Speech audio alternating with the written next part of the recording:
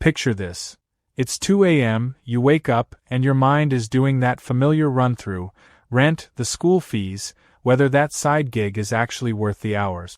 You pick up your phone out of habit, not curiosity. You don't want a notification, you want peace. What if, instead of that anxiety loop, your phone buzzed with a little alert that said, $23.50 received, and that money arrived while you were asleep? I'm Finn, and on this channel, Finley Invests, I like to talk about the quieter ways money can stop being a constant chase and start being a tool. Not overnight miracles, not flashy schemes, just ideas with real psychology behind them. Let me show you 5 income streams that genuinely can earn while you sleep, and 3 myths that keep people chasing ghosts. If you're juggling work, family, and that low-level money worry, this is for you. When people hear income while you sleep, the mind jumps to picture-perfect images.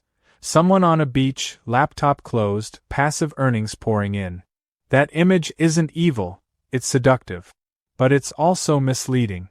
Most of the problem isn't that we lack clever ideas, it's that we misunderstand what passive actually means.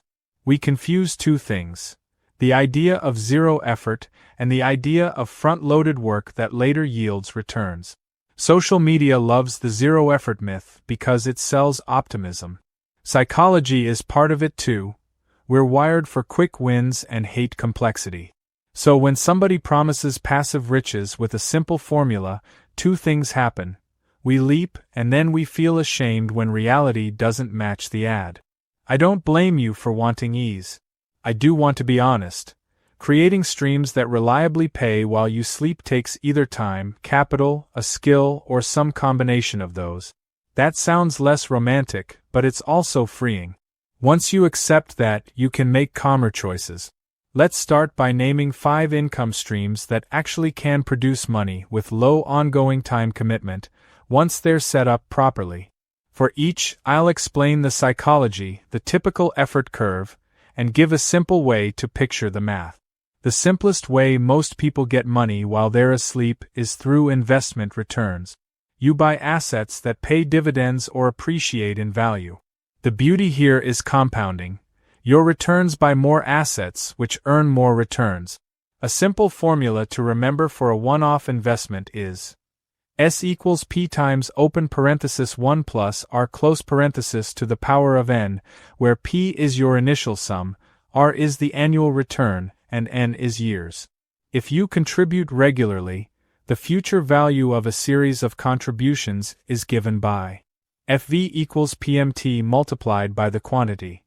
Open parenthesis 1 plus R close parenthesis to the power of N minus 1, all divided by R. Those equations are just tools. They show 2 things. Time matters and consistency matters.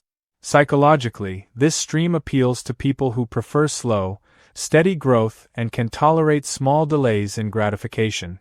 Practically, it's low day-to-day work. You set up contributions, pick a diversified fund or a basket of dividend-paying companies, and the system, reinvestment and market returns, does the heavy lifting. The risk is market ups and downs, and the commitment is emotional steadiness. Owning a rental can feel like the archetypal passive income. In truth, a rental is often semi-passive. If you manage it yourself, you'll deal with tenants, repairs, and the occasional late-night emergency. But you can make it more passive by hiring a property manager or by investing in a real estate investment trust, REIT. To think about yields, use this simple ratio. Gross yield equals annual rent property value. That tells you how the money stacks up against the asset price. The psychology here is powerful. People like the tangibility of property. It feels anchored. It's easy to visualize a house paying your bills. But there's a trap. Leverage magnifies everything. A mortgage can increase returns, and it also increases stress if vacancies or repairs appear. So the real question is, are you buying cash flow or complexity? Create something once, sell it many times. A well-made course, an ebook, or a toolkit can generate sales years after launch. The initial work is front-loaded. You write, record, build the platform, and then you need marketing. After that, the marginal cost of delivering another copy is near zero. This stream plays into a creator's psychology. You're turning expertise into a product. It builds identity and utility at the same time. The downside is discoverability. You must find buyers. Skill here is not just the course content, it's positioning and distribution. The reward is recurring revenue from something that doesn't demand hourly maintenance once it's established. Licensing is similar to digital products but often sits in a different ecosystem. A song that gets streamed, a photograph licensed for an ad, or a patent licensed to a manufacturer can produce royalties for years. The long tail exists. Small payments from many sources add up over time. This stream fits people who create once and are comfortable with slow accumulation and occasional spike. Psychologically, there's delight in seeing your work live beyond you. But licensing markets are competitive, and you need something of value and distribution. Royalties are not impressive at the start. They become meaningful through scale or repeated usage.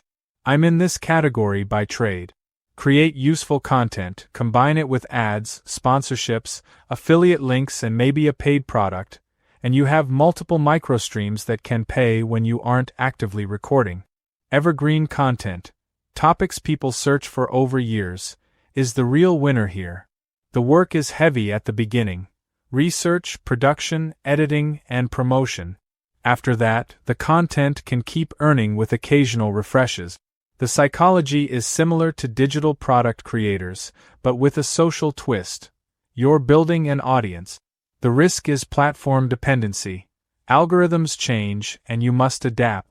Still, the payoff is not just money, it's optionality. Your audience becomes a channel for other income too. Now, we need to clear out some myths that do a lot of damage. The first myth is that passive income means no work at all. That's rarely true. Most reliable streams require either initial effort, ongoing oversight, or capital.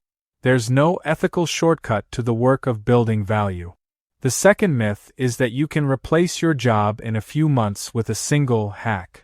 Stories of someone quitting after a viral post make great headlines, but they're the exception, not the plan. Replacing a salary usually takes either a lot of capital, multiple diversified streams, or many years of compounding and reinvestment. Expecting otherwise sets you up for disappointment. The third myth is that buying a course or a system will automatically create passive income for you. Education can be useful, but it's not a substitute for action.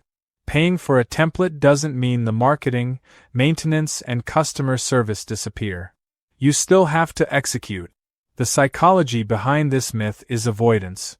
We pay for the idea of progress instead of doing the messy work. None of these myths are moral failures. They're traps laid by our hope for simple solutions. Recognizing them removes shame and gives you realistic agency.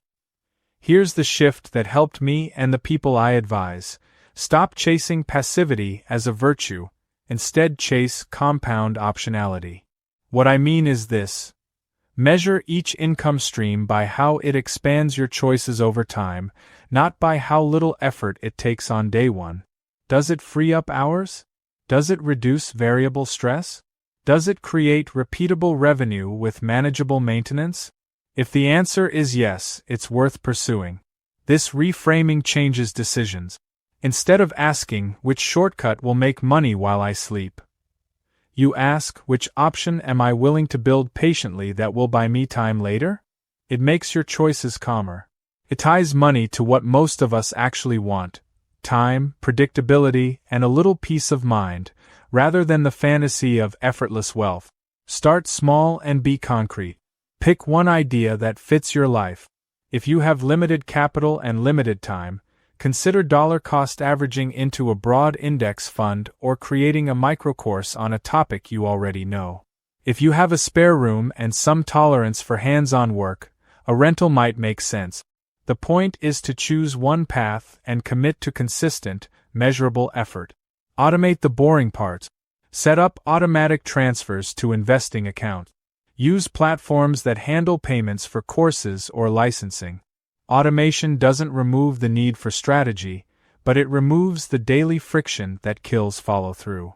If you can automate $200 a month into an investment that earns an average return, you're building something you won't regret 10 years from now. Track a few simple metrics. For investments, know your yield and your average cost. For digital products, track conversion rates and lifetime value. For content, track views per evergreen piece and affiliate click-throughs. Small, reliable data keeps you honest and reduces the anxiety of, did it work or not? Because the truth usually emerges slowly, metrics are your compass. Protect yourself with a small safety net. Nothing about working while you sleep obviates the need for everyday safety. An emergency fund reduces the pressure to sell assets at the wrong time or to accept a poor tenant because you need cash fast. That safety is one of the underrated psychological benefits of having even modest passive income. Be patient with identity work. Part of the challenge is who we think we are. Are you the person who starts things and leaves them half done? Or the person who sees a project through because you care about the slow, steady gain? If the latter seems foreign, treat it like a muscle you can develop rather than a character flaw. If there's one thing I want you to feel after this, it's calm. Passive income isn't a magic carpet. It's a set of choices that trade time, capital, and skills for future freedom. Some of them are closer to genuinely set and forget than others. Most of them need patience. All of them ask you to be honest about what you can actually do today. You don't have to create 5 streams at once. You don't even have to know exactly which one you'll love forever. Start with something that fits your life and values, and let that small success teach you what kind of builder you are. Progress beats perfection. Little consistent moves, compounded over years, change the shape of your life in ways that feel almost magical from the inside. I'm Finn. If you want these conversations to be part of your thinking, stick around on Finley Invests. We'll keep the fantasies out of it and the practical hope Indiana. Sleep a little easier tonight. You're building something real.